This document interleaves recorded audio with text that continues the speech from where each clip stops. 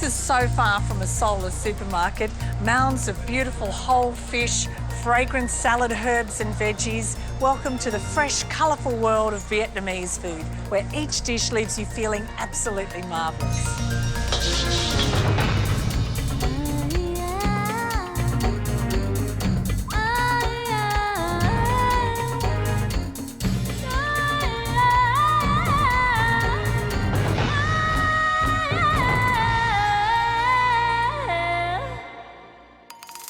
Join our food safari to learn how to create some of the most delicious salads, a fast noodle dish that's totally addictive, the delights of the Vietnamese equivalent of chicken soup, a comfort food dish that sings with flavour, and the sometimes unusual properties of tropical fruit.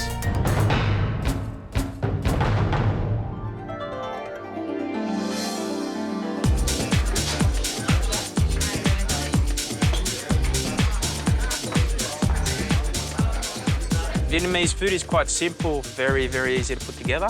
The two main things that you must have in Vietnamese food is obviously rice. Rice is the pearl of God, and the other heart and soul of any Vietnamese cuisine is fish sauce. Peter Nguyen was born in Vietnam and came to Australia by boat aged 3. He's worked in family restaurants as well as studying and then working as a civil engineer. Essential item, basically, there is your two types of distinctive rice paper. One is for frying, which is more glutinous. As you can see, it's a lot more hard and stiffer, where this one is for fresh rice paper. And how do you prepare this to make a rice paper roll? Important to choose the thickness of the rice paper. So if you're a novice starting off, a medium-sized rice paper, soak it into a bowl of warm water to rehydrate it, rough side up to hold the ingredients, smooth side down for the presentation of your roll. Fold the two side flaps in, wrap it from the back forward, tightening as you go. Now, one of the fillings that go into it is your rice vermicelli noodle. Vermicelli is used quite widely, isn't it? Very widely. This one, and particularly the glass noodle one or bean thread one as well. That one's used more for frying. This one is used more for bum. Bum is a very nice salad, lukewarm sort of noodle salad. So bum, as we say it, or Australians would say it, bun, burger bun. The Vietnamese or the Asian barbecue sauce, which is known as a hoisin sauce. It's a sweet, salty bean sauce. And you do a fast dipping sauce for rice paper rolls. Yeah, there is an express version for that, which is a couple of dollops of this, a dollop of the chili dipping sauce, plus a dollop of crunchy peanut butter. Yum. Rice cracker, traditionally cooked over slow heat in Vietnam on charcoal, and then it puffs up like a poppadom. Very healthy. Here's a good tip, is if you put it in the microwave. Put it over a takeaway container or bowl, and then it's a big cup for your salads. So it goes very well with a papaya salad or lotus stem salad. Young coconut juice. Not only is it refreshing to have as a drink, but we also use it in a dish that we do every New Year called thịt kho tàu. It's a stewed pork with pork belly. There are a few spices that we commonly use. One of them is the star aniseed. Sweet in flavour when it's cooking, very good with all different types of meat. Fish sauce is the essence of Vietnamese food, as soy sauce is to Chinese. Would you say it's sort of like the olive oil of Vietnam? For sure, I'd say if you there is the equivalent of the extra virgin olive oil of fish sauce. This particular one we have here, nước mắm nhị. Nước mắm is fish sauce, nhị is the first press or first juice, also known as the premium quality fish sauce. So it's a lot more darker and a lot more viscous than, say, the normal one that you'd find in your normal supermarket. Yeah. Okay, the Thai fish sauce, as you can see here, this one's a lot lighter. Okay, it is the second juice that goes through. This is where you'd use in cooking, where this is a table one, or you'd use in your dressing. So this one is your extra virgin. And this is your virgin. Very well. See, it's that simple.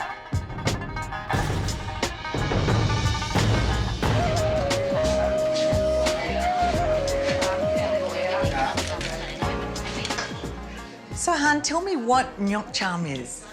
Nhok cham is the key dipping sauce with Vietnamese cuisine. It goes with everything and accompanies salads as well as meals and everything like that. And learning how to make this is sort of a rite of passage for Vietnamese girls, isn't it? Yes, it is. It's got to do with a lot of the prospective mother-in-law having a look at how it's presented, and if it's a good nuoc cham, the chilli and the garlic has to float on the top. And as long as it floats, then that's a good sign and you get the thumbs up. Peter's sister Han spends most of her time working as a corporate lawyer, but she's also been trained by her mother to make the essentials. First thing you do is crush the garlic and the chilli in the mortar and pestle. And how many chillis you add is obviously up to how spicy you like your nuoc cham. So today I'll just use 3. Usually at home I would add like about 5 or 6 chillis. Would you? Oh, are you toning it down for me? Don't do that. Okay, you add the fish sauce first. I add 7 tablespoons. You need to add 7 sugar tablespoons. It does seem like a lot. It does seem a lot, but it does dissolve, so yeah. So you mix it. So then you also add just room temperature water is fine. And this is just to dilute the actual fish sauce because it's quite strong. The chili's floating, is that a good sign? Yes, yes, that is a good sign. I may one day get married. It's the juice of 1 lemon, and there you have it. That's it? That's it. Done in a matter of a few minutes, a few seconds. That's very good. But yes, that is your nuoc cham. Nuoc cham.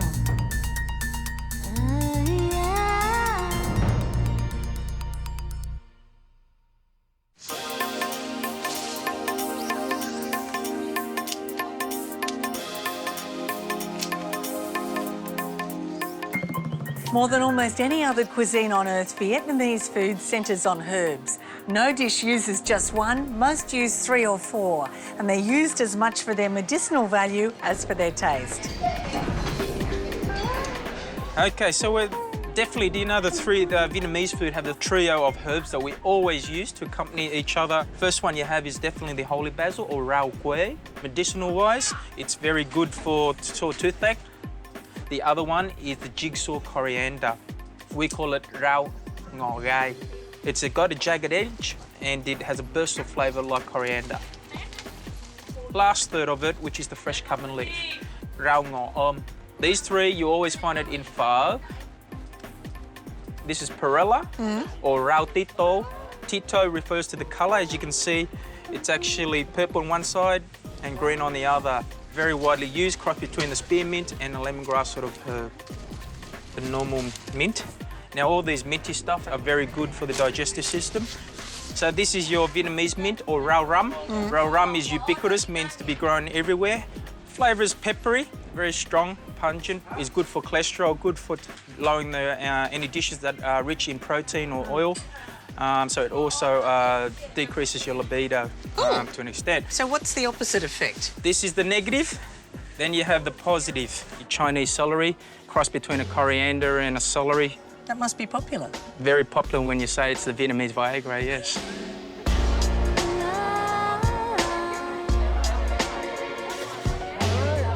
You know, the great Australian culture is you can use the produce we have here and all the ingredients that the Vietnamese influence have, bring it together and just whip it up on the barbie, and friends come over, drink beer, of course. You know, it's just really fantastic Sunday afternoon. Luc Nguyen grew up in his parents' restaurant and opened his own Red Lantern 3 years ago at the age of 24. Whether he's in the restaurant or at home, the noodle salad bun bo sao is his #1 favourite for lunch.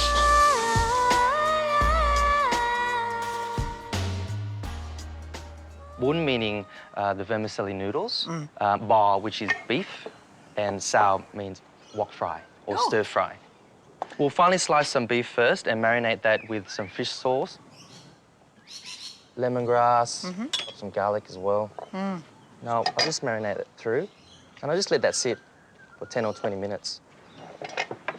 God, you've got half a garden in here. I do have half a garden. It's really important to have this in your fridge at all times. and put it in. So the idea of using just a few tiny little leaves as a garnish is just so No, this makes the dish here. Yeah. And that's what makes Vietnamese cuisine what it is. It's all very delicate. This is just your regular mint here, and we have Vietnamese mint and some perilla. So I'll have all that to myself. The cold vermicelli salad, bit of sprouts there.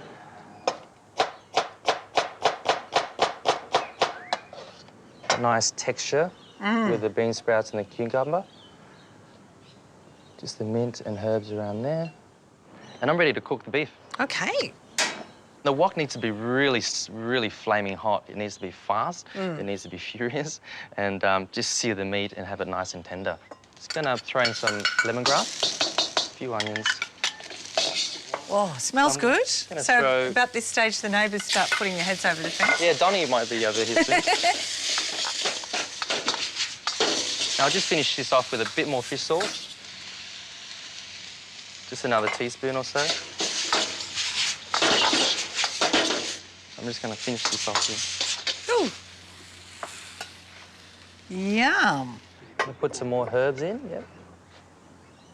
Now I've got pickled vegetable salad. Now that's got carrots, daikon. I've got some crushed peanuts. Some fried echallots. And this is the nuoc cham. There you go. Wow. That's my Vietnamese traditional bún bò xào. Well done. Thank you.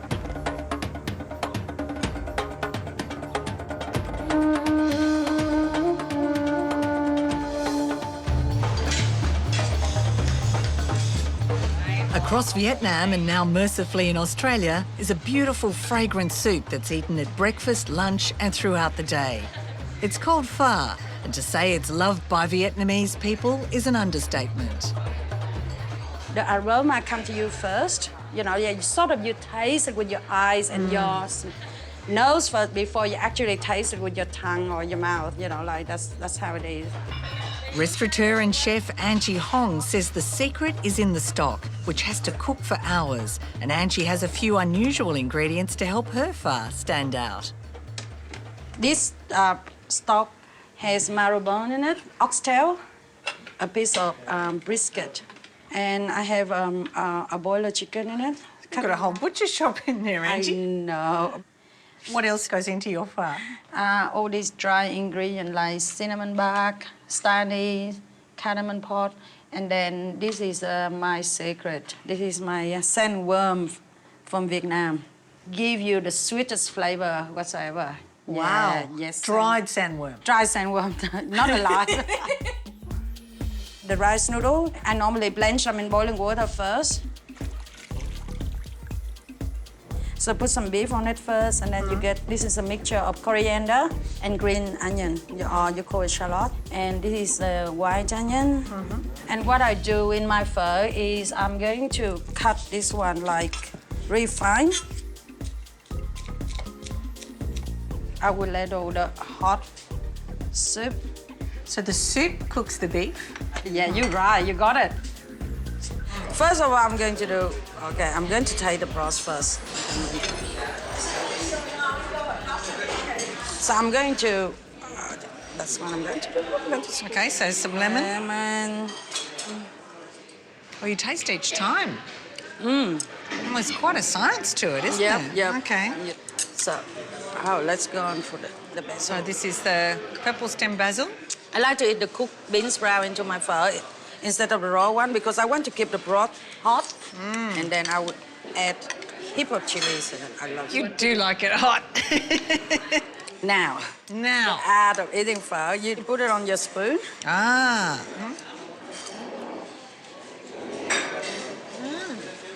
It's got everything. It got everything in it, and it's sort of a healing property.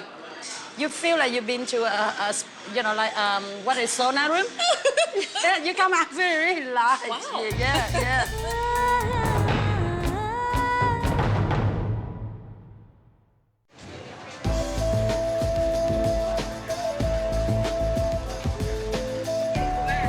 Pork very popular in Vietnam because every home got pig in the backyard. It's easy. So things like pork belly are really popular. That's really delicacy. Yeah. Newt Hun came to Australia as a refugee in the 80s, started work as a kitchen hand, trained as a chef, and now has his own restaurant, RQ, meaning rice quarter.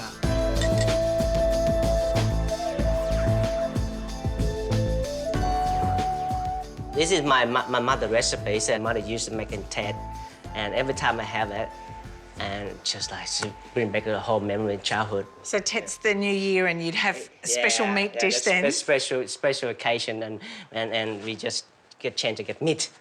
Well, first thing you do, you chop the meat up. This is pork belly, and you get some garlic.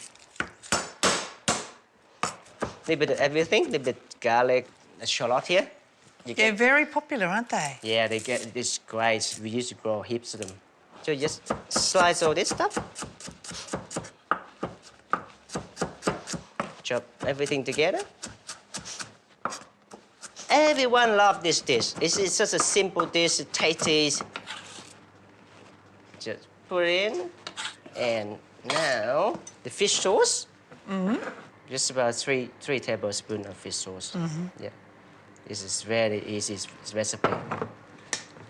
This is soy sauce. Not too strong. Like a light soy? Yeah, light soy, yeah. And then this is the dark soy sauce. OK, so that gives you a sort of depth of flavour and a colour, does it? Yeah, and a golden colour. So about 1.5, eh? Yes, just 1.5. And cracked pepper. This is lovely. This is so good. This is about 3, 4, yeah. And then we got palm sugar. I love this palm sugar. Well, just about 2 tablespoons. Spring onions. And then you just use everything. And in Vietnamese... There's a lot of beating. Yeah, you just smash it up to the flavour coming out. Ah! Yeah. Don't be afraid, they'll eat that. Why do you use the roots? The roots is a stronger flavour. And, yeah, so it's... And you marinate for about 3 hours or overnight.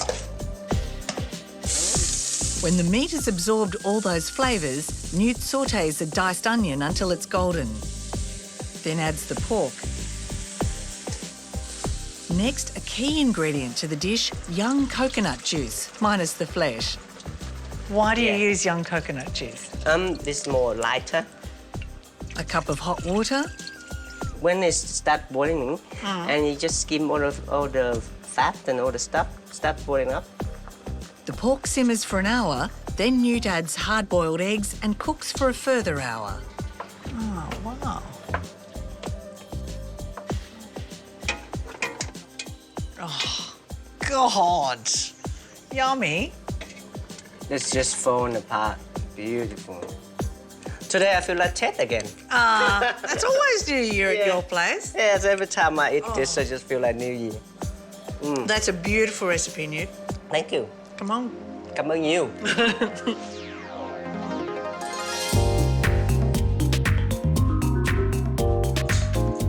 Green papaya, we don't sort of think of using a vegetable that's not ripe, but this is fantastic, isn't it? This is the best thing to actually use because of the texture.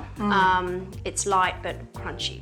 Now, are there secrets to choosing a good papaya? From its name, you need it very green. It should be, when you're holding it, it should actually be quite solid. You don't want it hollow. Is it good for you?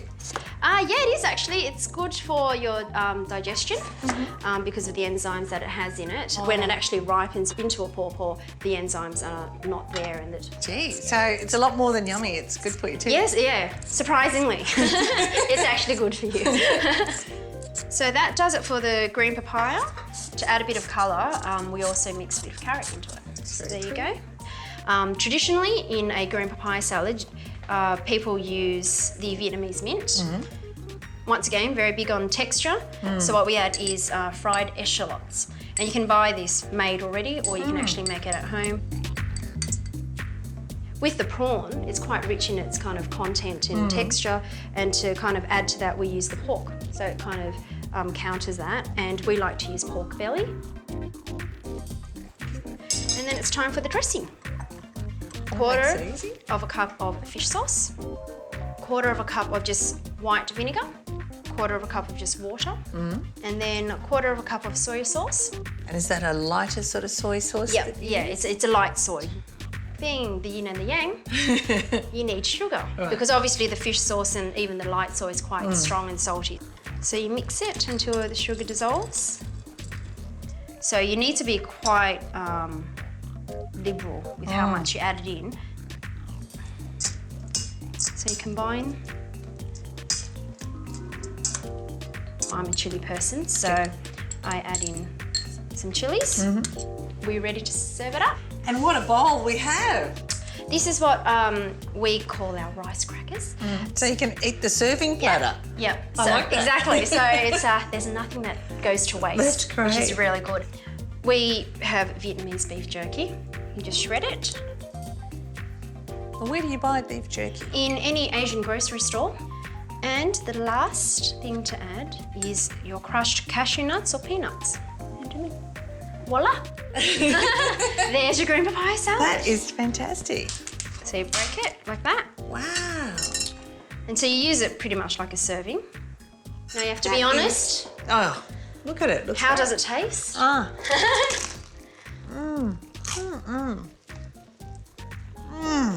Wow. A lot of different textures. Nice. Not too spicy with the fresh chili. Oh, that's good. Yum.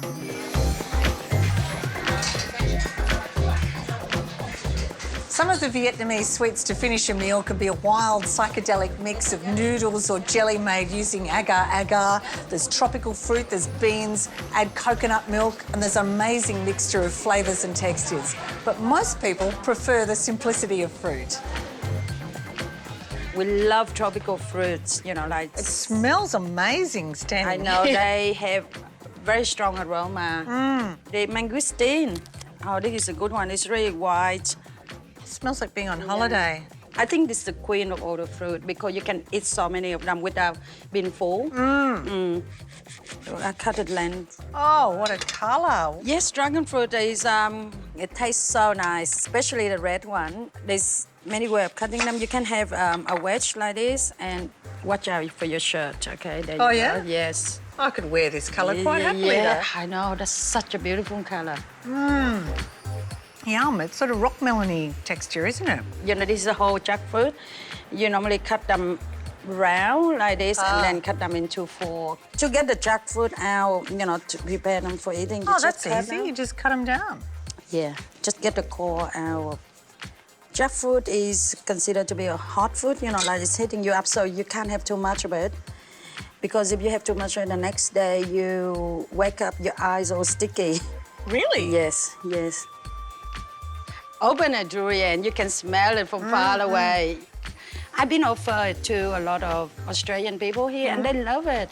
And then I would tell them that it's kind of like, you know, aphrodisiac. You know? Is it? Yeah, they say, can I have more? And are you looking for an opening?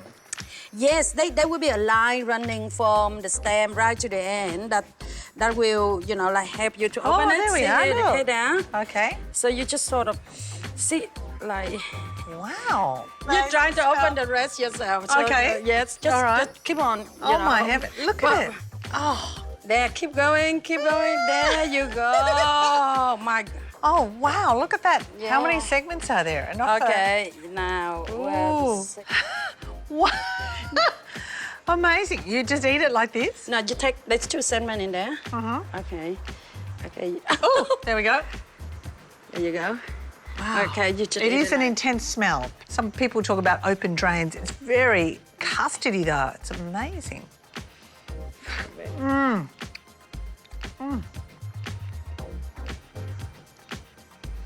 Are your knees getting weak? Find out tonight. On our next safari, there's sensational spices and sheer deliciousness of Indian food, from a tender Rogan Josh to a Cheats coconut and cardamom burfi. Doesn't he have to have some as well? No, I don't want him to have any. Why not? Because I can be the dominant one.